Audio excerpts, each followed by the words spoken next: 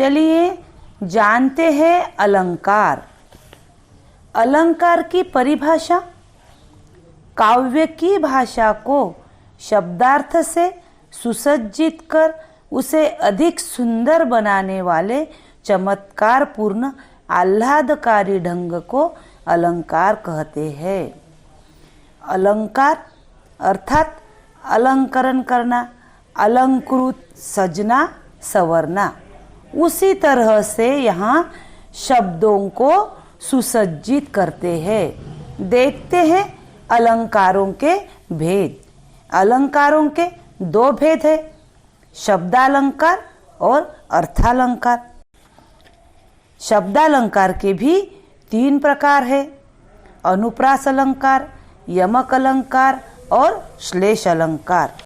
अर्थालंकार के भी तीन प्रकार है, उपमा अलंकार, उत्प्रेक्षा अलंकार और रूपक अलंकार।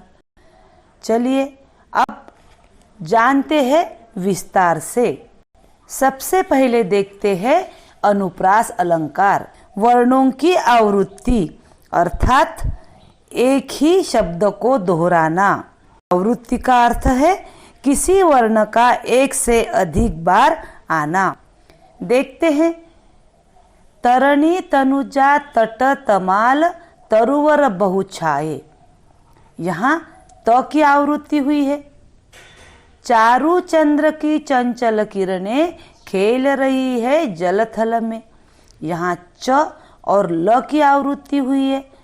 तो ध्यान रहे, एक ही शब्द की आवृत्ति अर्थात एक ही शब्द का बार बार आना अनुप्रास अलंकार कहलाता है। अब देखते हैं यमक अलंकार। एक शब्द बार बार आए किंतु उसका अर्थ बदल जाए।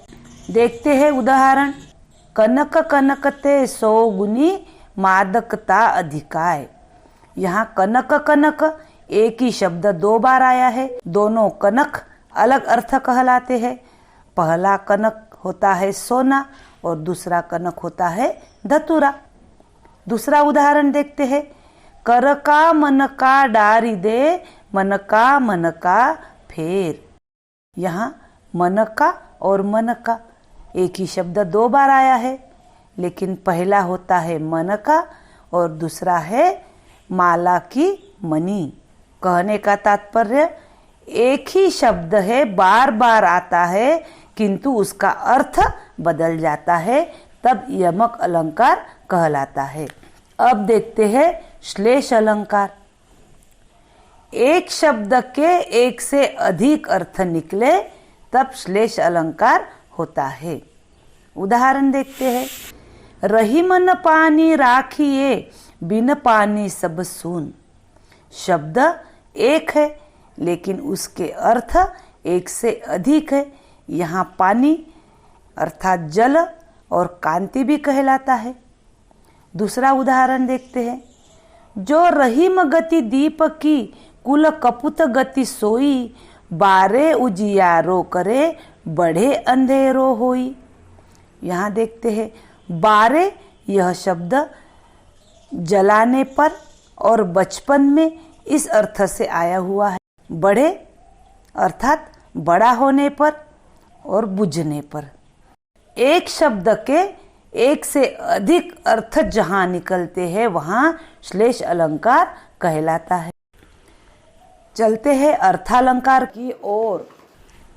उपमा अलंकार, जहाँ अत्यधिक समानता के कारण किसी वस्तु या व्यक्ति की तुलना उसी जैसे किसी प्रसिद्ध वस्तु या व्यक्ति से की जाती है, वहाँ उपमा अलंकार होता है।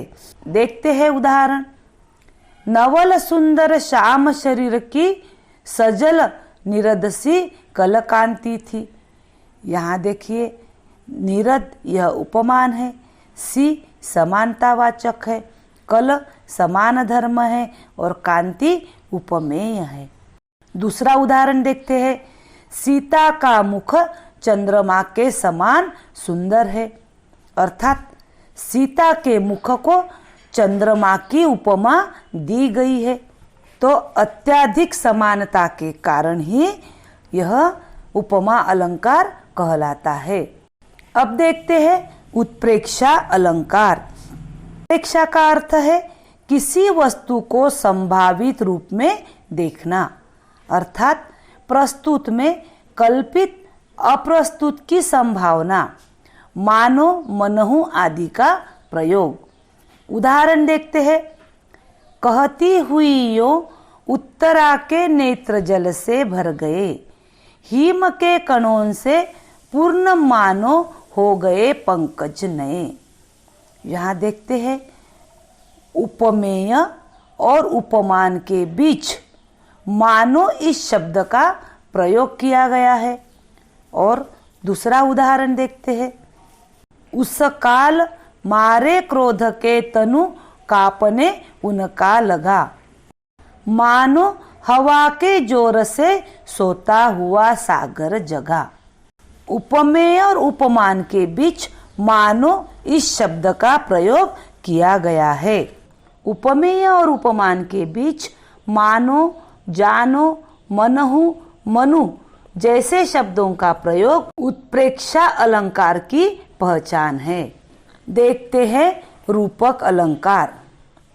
जहाँ गुण की अत्यंत समानता दर्शाने के लिए उपमेय और उपमान को एक कर दिया जाए, वहाँ रूपक अलंकार कहलाता है। देखते हैं उदाहरण। बीती विभावरी जागरी, अंबर पनघट में डुबो रही, तारा घट उषा नागरी। यहाँ देखते हैं अंबर और पनघट अर्थात उपमेय और उपमान को एक कर दिया गया है। उसी तरह तारा घट उपमेय और उपमान को एक कर दिया गया है। देखते हैं दूसरा उदाहरण। पायो जी मैंने राम रतन धन पायो। राम रतन अर्थात उपमेय और उपमान को एक कर दिया गया है। तो जहाँ उपमेय और उपमान को एक कर दिया जाए, वहाँ रूपक अलंकार कहलाता है।